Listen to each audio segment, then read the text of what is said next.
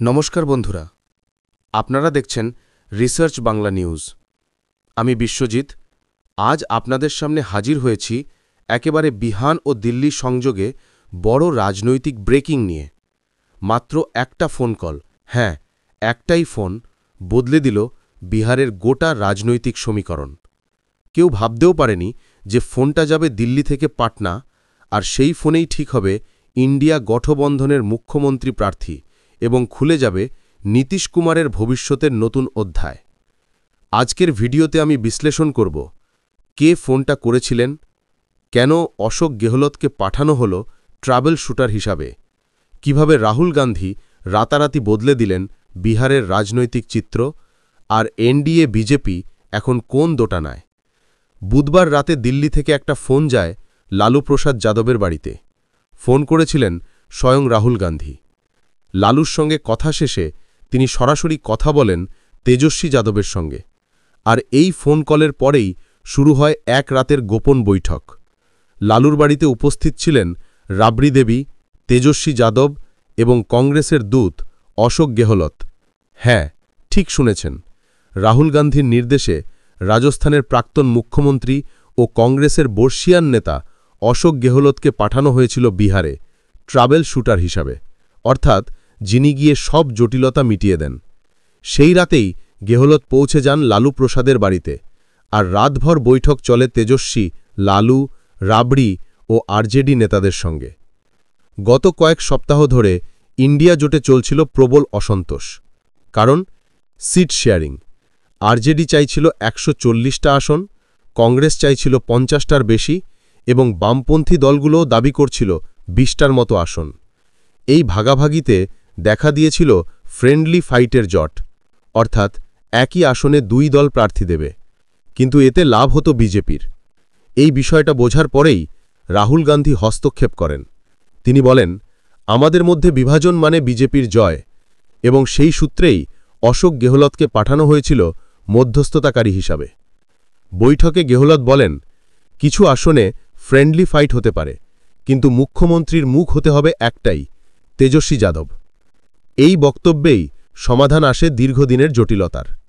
আজ বৃহস্পতিবার বিকেলেই মহাগঠবন্ধন একটি বড় প্রেস কনফারেন্স করতে যাচ্ছে, যেখানে ঘোষণা করা হবে তেজস্বী যাদবই হবেন ইন্ডিয়া গঠবন্ধনের মুখ্যমন্ত্রী প্রার্থী। এটাই হতে চলেছে বিহারের নির্বাচনের সবচেয়ে বড় মুভমেন্ট। কারণ এতদিন ধরে বিজেপি প্রশ্ন ছুটছিল, ইন্ডিয়া জোটের মুখ কে? এখন সেই প্রশ্নের উত্তর তৈরি। অন্যদিকে এনডিএ এখনও মুখ্যমন্ত্রী প্রার্থী ঘোষণা করতে পারেনি। নীতিশ কুমার, চিরাগ পাসওয়ান, সম্রাট চৌধুরী না অন্য কেউ? এই ধোঁয়াশাই বিজেপির ভোট প্রচারে বড় বাধা হয়ে দাঁড়িয়েছে। এখন আসি বিহারের চুপচাপ খেলোয়াড়ের কথায়, নীতিশ কুমার। খবর অনুযায়ী তিনি এনডিএর সিট শেয়ারিং নিয়ে খুবই অসন্তুষ্ট। নির্ধারিত ২৪৩টি আসনের মধ্যে জেডিইউ পেয়েছে মাত্র ১০১টা আসন, আর বাকি আসনগুলো বিজেপি ও ছোট পার্টিদের ভাগে গেছে। নীতিশ কুমার এর মধ্যেই ঘোষণা করেছেন, আমি ১০১টা আসনের বাইরে প্রচারে যাব না, অর্থাৎ তিনি এখন নিজের আসন রক্ষা ও স্বাধীন ইমেজ গঠনে মন দিচ্ছেন। রাজনৈতিক মহলের একাংশের বিশ্লেষণ, নীতিশ কুমার চাইছেন ৪০ থেকে ৪৫টা সিট জিতলেই তিনি হবেন কিংমেকার। তাহলে ভোটের পর তিনি সিদ্ধান্ত নেবেন তিনি এনডিএতে থাকবেন নাকি ইন্ডিয়া জোটে যোগ দেবেন। পাপ্পু যাদব সম্প্রতি বিস্ফোরক মন্তব্য করেছেন। তিনি বলেছেন, নীতিশ কুমার শেষ পর্যন্ত কংগ্রেসের সঙ্গেই থাকবে, কারণ কংগ্রেসই তাকে সম্মান দেবে।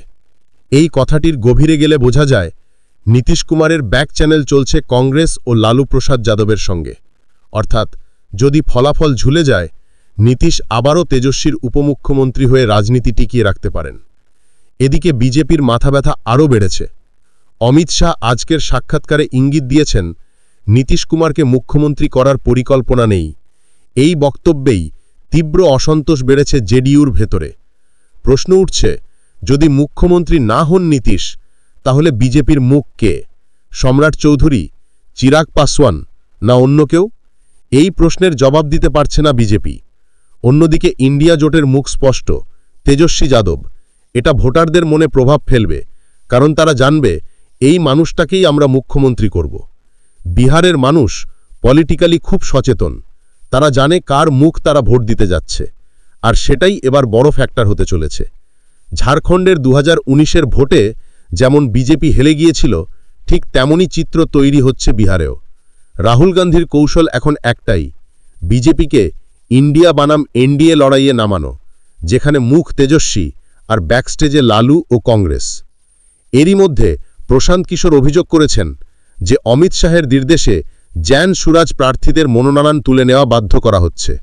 যদি এই অভিযোগ প্রমাণিত হয়, তাহলে এনডিএর ভাবমূর্তি আরও ক্ষতিগ্রস্ত হবে। অন্যদিকে ইন্ডিয়া জোট এই অভিযোগকে হাতিয়ার বানাবে এবং বলবে বিজেপি ভোটে ভয় পাচ্ছে। এই প্রেক্ষাপটে আজকের প্রেস কনফারেন্স খুবই গুরুত্বপূর্ণ। সব চোখ আজ বিকেলের দিকে। যদি সত্যিই ঘোষণা হয় তেজস্বী যাদবই মুখ্যমন্ত্রী প্রার্থী, তাহলে বিহারের ভোট গণিত বদলে যাবে। অমিত শাহের মুখে পড়তে হবে, আপনার মুখ কে? রাহুল গান্ধী নিজের হাতে তৈরি করলেন একটা পরিষ্কার মেসেজ, ইন্ডিয়া জোটে ঐক্য এসেছে, মুখ আছে, পরিকল্পনা আছে। বিজেপি এখনও নেতৃত্বহীন, নীতিশ নীরব, আর মানুষ প্রশ্ন করছে বিহার কাকে মুখ্যমন্ত্রী বানাতে ভোট দেবে। তাহলে সারমর্ম একটাই, রাহুল গান্ধীর এক ফোন কলেই বিহারের রাজনীতি নতুন মোড় নিল। অশোক গেহলত গিয়ে মিটিয়ে আনলেন সপ্তাহের পুরনো বিভাজন। তেজস্বী যাদব হচ্ছেন মুখ, নীতিশ কুমার সাইলেন্ট খেলোয়াড়, আর বিজেপি এখন খুঁজছে নিজের চেহারা। এই লড়াই শুধু বিহারের নয়, এটা 2029-এর পথ নির্দেশও। বন্ধুরা, এই বিষয়ে আপনারা কি মনে করেন? রাহুল গান্ধীর এই ফোন কূটনীতি কি বিহারে উল্টে দেবে খেলা? জবাব দেবেন আপনারা কমেন্ট বক্সে। আর আমাদের বিশ্লেষণ ভালো লাগলে রিসার্চ বাংলা নিউজ ইউটিউব চ্যানেলটিকে সাবস্ক্রাইব করে আমাদের পাশে থাকুন। ধন্যবাদ।